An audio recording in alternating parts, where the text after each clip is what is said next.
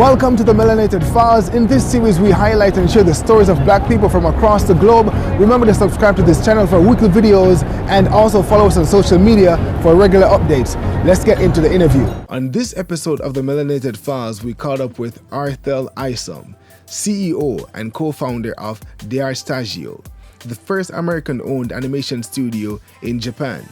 D'ART Shtajio, which is entering its fourth year, has done work for major Japanese anime productions such as Attack on Titan, Tokyo Ghoul, Naruto, One Piece, and more. Hey guys, welcome to another episode of the Melanated Files. My name is Ranzo and I'm your host, and today we're joined by Arthell Isom, CEO of D'ART Shtajio right here in Tokyo, Japan. So the first question, right, I want you to introduce yourself, tell them where you're from, how long you've been in Japan, and why did you come to Japan? Okay, well, my name is Arthell Isom. I'm from Paterson, New Jersey. It's the northern part of New Jersey, we're in Passaic County. And I've been in Japan now for almost 14 years. Okay. And actually a little bit over 14 years. And why did I come to Japan? I came here for actually let me see if I can give this in a very short, like just concise answer. But the reason I came to Japan initially was because I wanted to work for the art director of Ghost in the Shell. Okay, okay. And so that kind of what sent me on my journey, I guess, to Japan. So my major in college was animation, but I wasn't into anime actually. Okay. Yeah. So and that's actually not the reason why. I didn't actually come to Japan for anime. Okay. I only came to Japan specifically for that one art director. And so my kind of relationship with anime is a little different than others who come to Japan. Actually, our one of the other co-founders, Henry, he loves anime. He knows everything about it.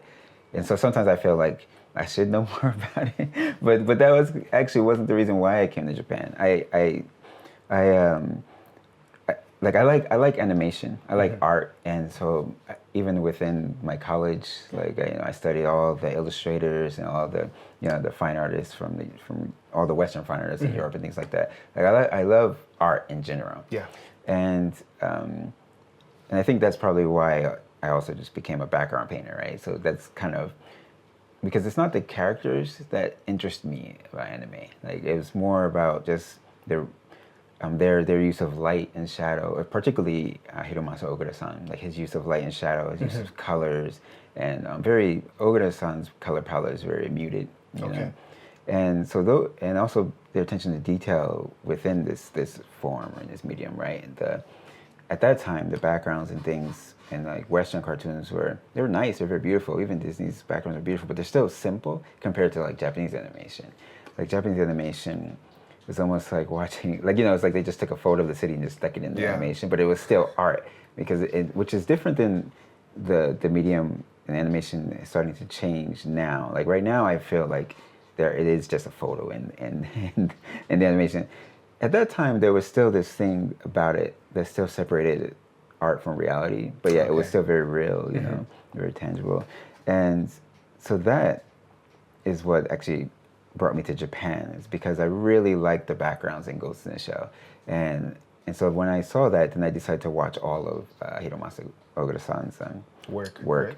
And so, Wings of Onimayas and everything like that. And I would just watch everything. And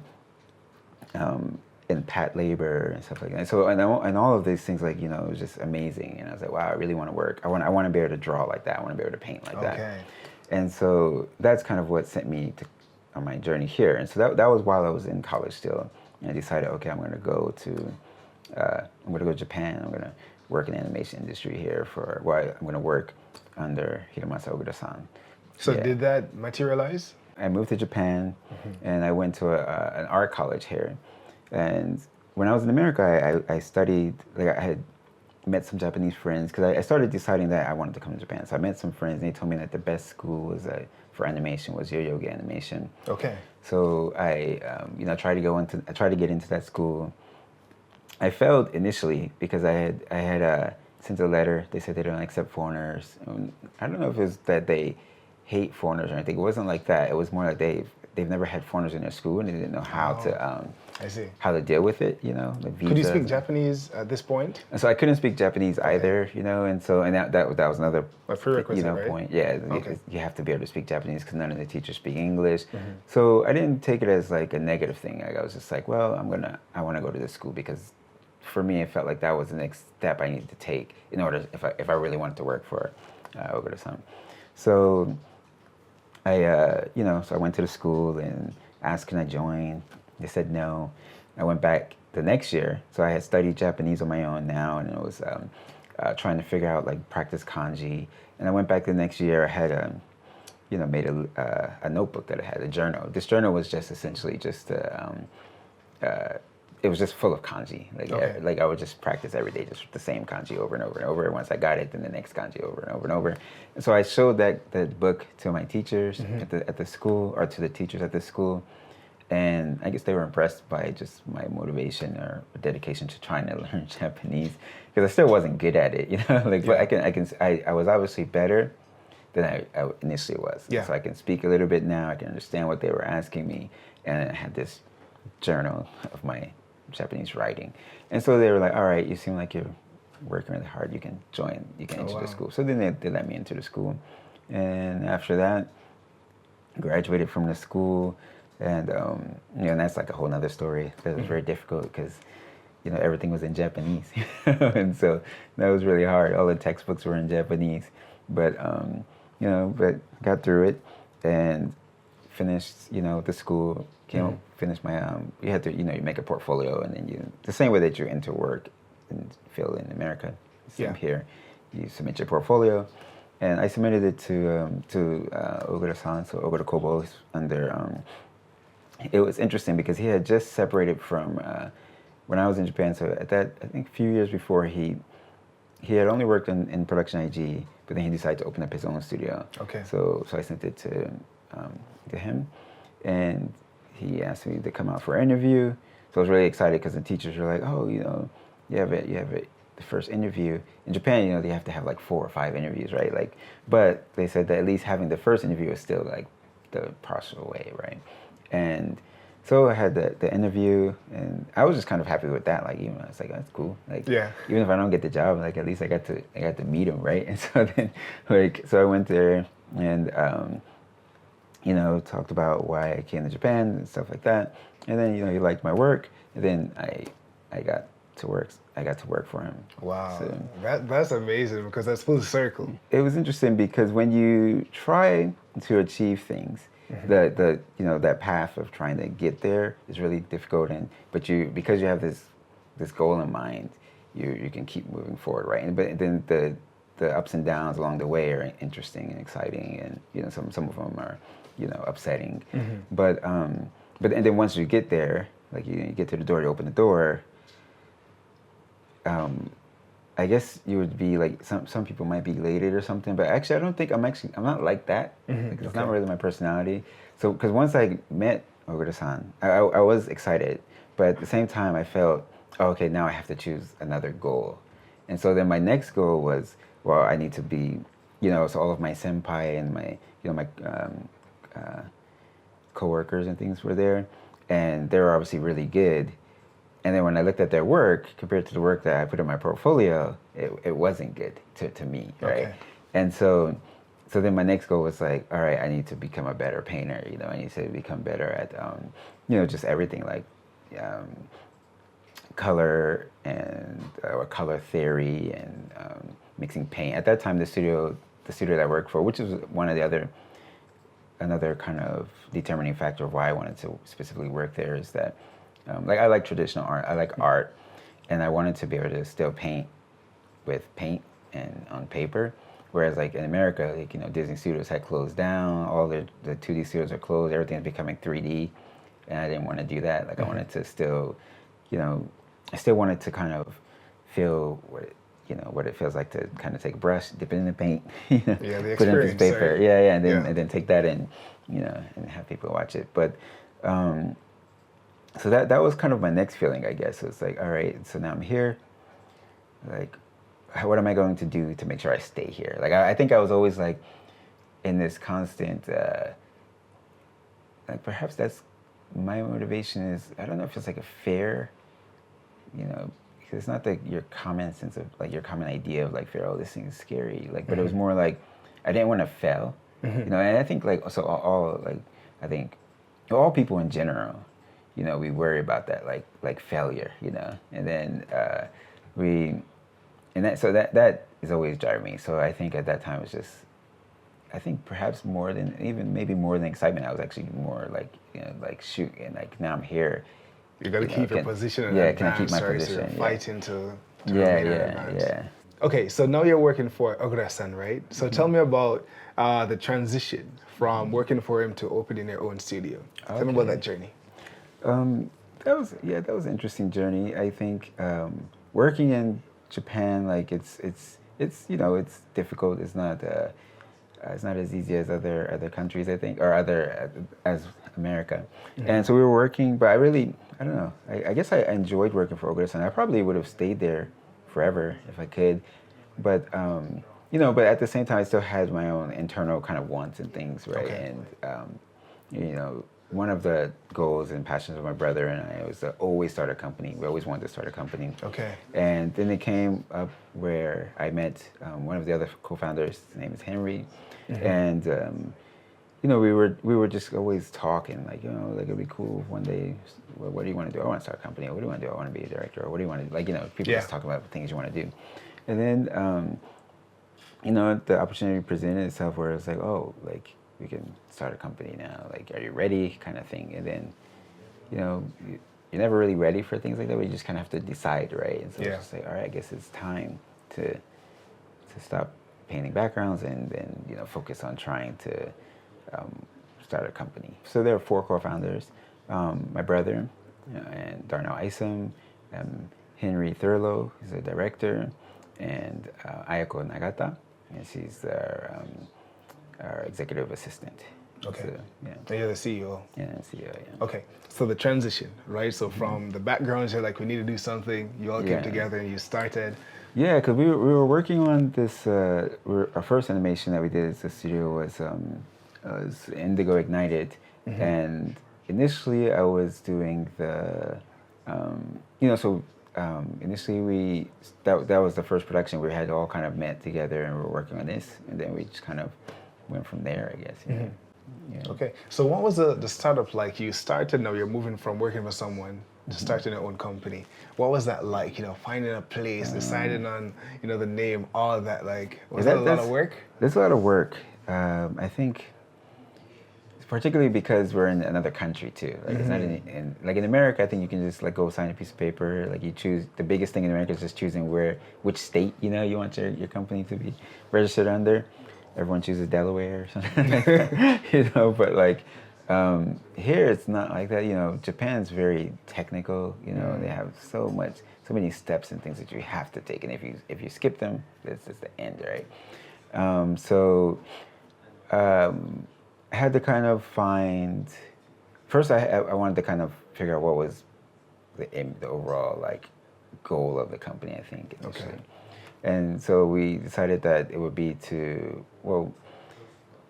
kind of be like a bridge for, you know, Westerners who wanted to, or just Western countries and things that want anime or kind of want to develop animation.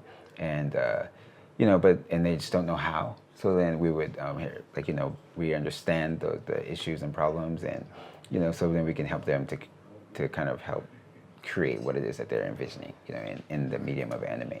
And that's kind of what that was our first kind of driving goal, I guess. You know, and a lot of our clients, you know, they're like, okay, this is the thing, we don't know what to do, this is what we want to make, can you do this? And we're like, yeah, we can do it for you guys, and try our best to make the processes, you know, as easy as possible. It's still difficult, but, you know, like we try our best to make it as easy as possible. And then from there we would once we decided what our company, you know, kind of stood for, you know, or then we decided what, you know, you have to choose your logo and the name and things like that. And the name of our company is D'ART Shtajio. And so I used I used, so of course, like D'ART, or the art, because we're an art studio. But then StarGeo is actually in Japanese, and it's kind of a play on a few words. Like StarGeo is the way that the Japanese people say studio. Okay. So it's like the art studio, the art Shtajio. But the reason we changed the few of the sounds to Shtajio is because we use the kanji actually. And from background painting, Shtaji means the base, Okay. and the underpainting is Shtaji. And so we say Shtajio that way, so it's like the underpainting or the fundamentals, of a studio. And our mantra is like, Shtaji ga daiji, which means, the base is important, the fundamentals are important. Just a small little tour of our studio. This section here is the section where all the animators sit. So generally, most of the animators, and then this section here, very small. We're a 2D studio, but we do have a CG section, CG person. And this is where the CG is done. And in this section here is where all of the compositing and the directors and the production management and things like that are in this area. Editing is also in this area. And then our character designer is over there, still designing something. And then here and here, since this is actually where I sit, but I do art direction and also background. One of the background painters is there. So that's our small little tour. And then back on the side, this section here again, there's more animators. And occasionally, our animators, here's our reference section for the animators. So we just have all the books and things that, like anatomy and clothing, things like that. Things that could be useful for them to help with their production. Who do you consider a mentor? Who would be a mentor to you or for you? So in Japan, one of my mentors is Ishikawa-san, and he's the CEO of Production IG. Okay. And of course, so that would be a mentor, I guess, for the way we run our company. And so I meet with him often, and we just talk about things and ideologies and stuff like that. And then of course, Ogura-san. So we're like now, of course, I meet with him all the time, and we just kind of discuss the state of art, and things like that, and like where the art industry is going, and like what do we think about certain styles, and and I really because that was the way I was raised in Japan, I guess, like through those studios, so through Production IG and like Ogura Kobo, I guess. So those are the mentors that I have at this moment, I guess. Yeah. Okay. What are some projects that you guys have worked on so far? We worked on a lot of different things, So for in-house productions, we work on a lot of independent comics and a lot of commercials and a few music videos and things like that. And so we've worked on commercials for Adidas. We did a commercial for Snipes, which is a clothing brand, I guess, in Europe, a popular clothing brand in Europe. So there's something that's going to be released quite soon, right? Yes. Some form of anthology? Yes. We worked on a music anthology for StarGeo Simpson. Okay. He's a country artist from Nashville, Tennessee. It's very amazing, like, a very talented individual. He does, because his music isn't what you would think, like your stereotypical idea of country. Okay. And so we worked on an anthology for him, and it's a Netflix production. Okay. And it's going to be on Netflix on the 27th. Okay. And of September. Of September. Okay. Yes. So, and we actually our studio was in charge of two of their music videos. So they're total of 10. And so we did 2 of them. Do you know the episodes? So will people know which one? So when they're going on Netflix, they can actually look out for it? When it's shown on Netflix, I believe it'll be all shown as one film. Okay. Yeah, so it's a 145-minute film, and then at the end it kind of shows all the directors, credits, right? The credits. Okay. And then on StarGeo Simpson's, because the way that it is so on his album, then I think it'll be separated. Okay. But that I'm not too sure. Okay. So guys, look out for that. Do you have Netflix? I think y'all do, right? Okay. So everyone watch Check Netflix. It should be pretty interesting. It's kind of like our studio's directorial debut on Netflix. You know? Nice. So, tell me, like, what has your Black experience been like in Japan? Well, what has my experience been like in Japan? I don't know. Like I think it's been, it's fun. It's interesting. It's eye-opening in certain aspects, maybe. I've always kind of, when I came to Japan, like I was teaching English and then entered a Japanese school and then entered a Japanese company, being the only foreigner at that company, so not only the only foreigner, but of course now the black guy, kind of within that part of the animation industry. Because there weren't a lot of foreigners in the background part of the animation industry. There were a few French and Western, like Europeans, but even then not that many at the time that I came to Japan. So I was like the only black person, and the only black American in Japanese animation industry. Okay.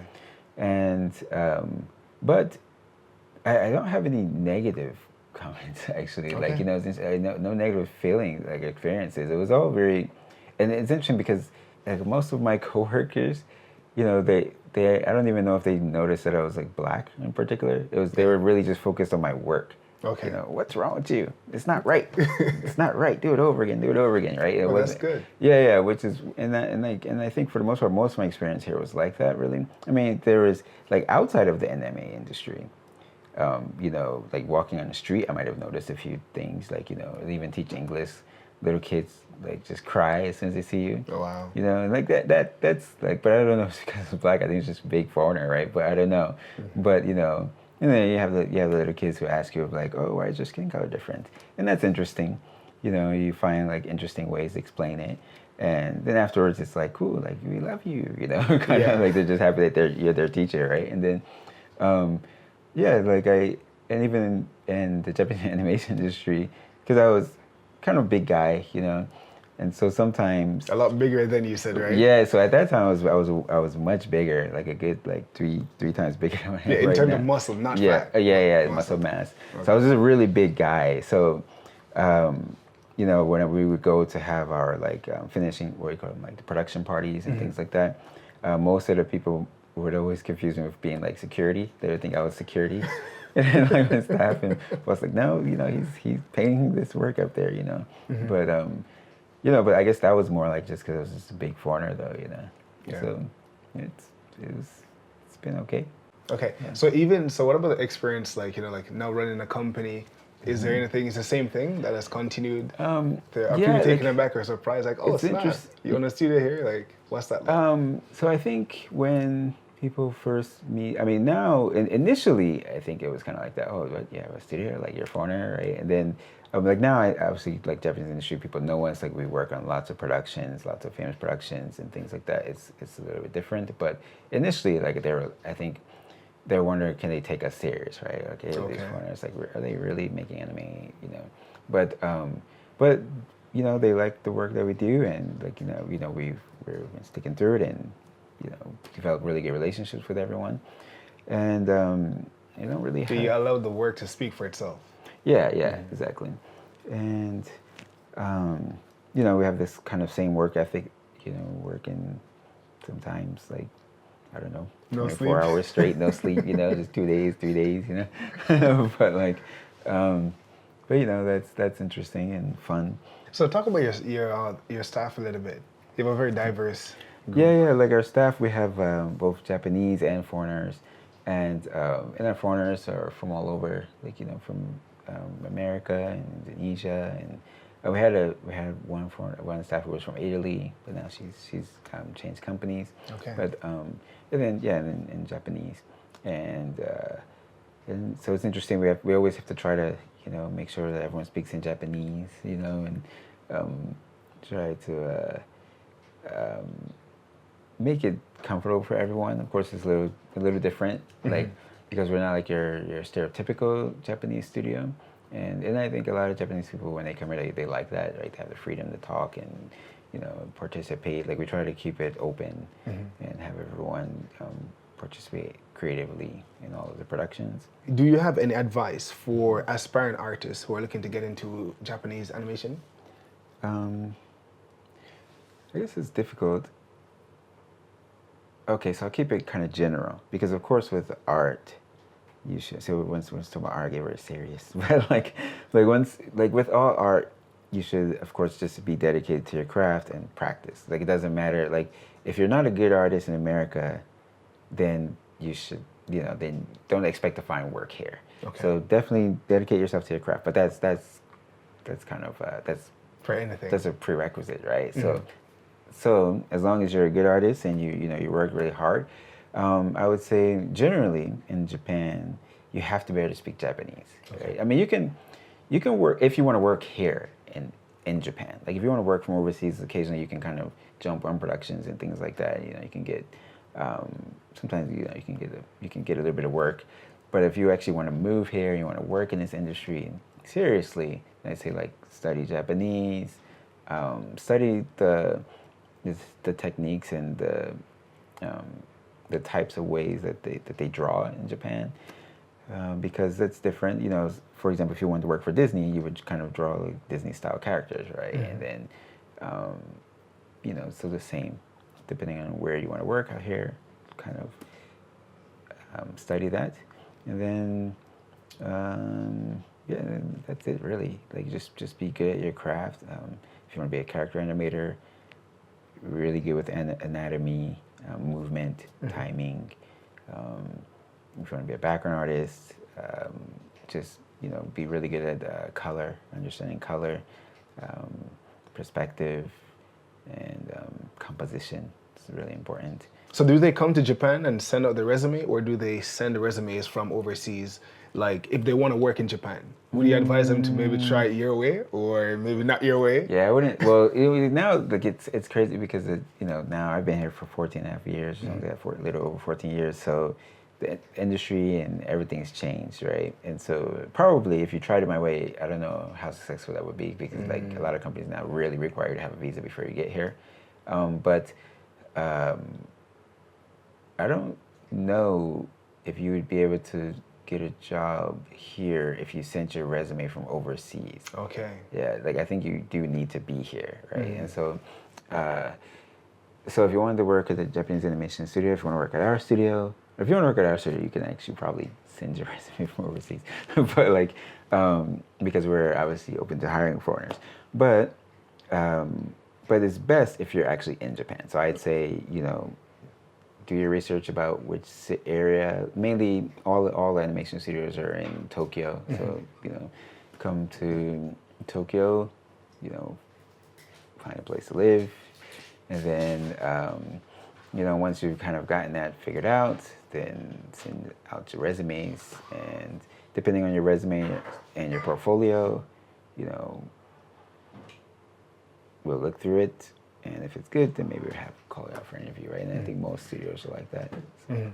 So how can people get in touch with you if they want to work with you in terms of to get you guys to do a project and stuff like that?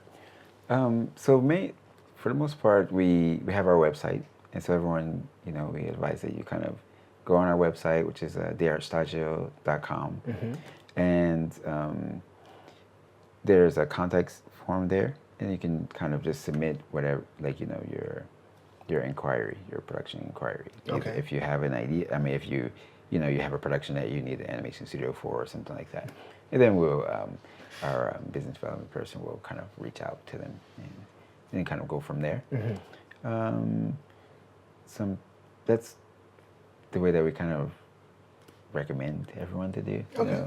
Like non-solicited emails and project ideas and things like that. We don't look through those things. Okay. So through the website, that's the way, right? Definitely. Please use our website. How can the community support you? Like if people are watching right now, how can they support your studio?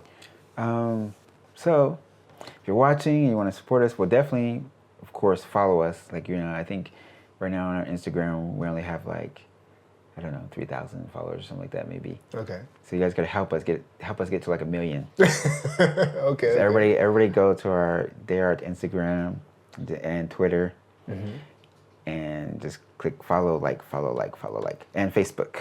Okay, so it's the same name right across, right? Yeah, same name. If you go on Facebook, if you type in D'ART Shtajio, if you go to Instagram, you type in D'ART Shtajio, and Twitter, D'ART Shtajio, it's all the same. Will pop up, and follow like, not just like, follow like. That's one, right? So please follow us. That we really appreciate. And we always comment and talk. If you guys send us direct messages and things like that, we try our best to always respond. And we have our Facebook page, which is pretty cool. We have an art community there, and people post their artwork, and people, we and sometimes we won't directly comment all the time, but because it's a big group now, so other animators will look at it, and other illustrators look at it and comment and things like that.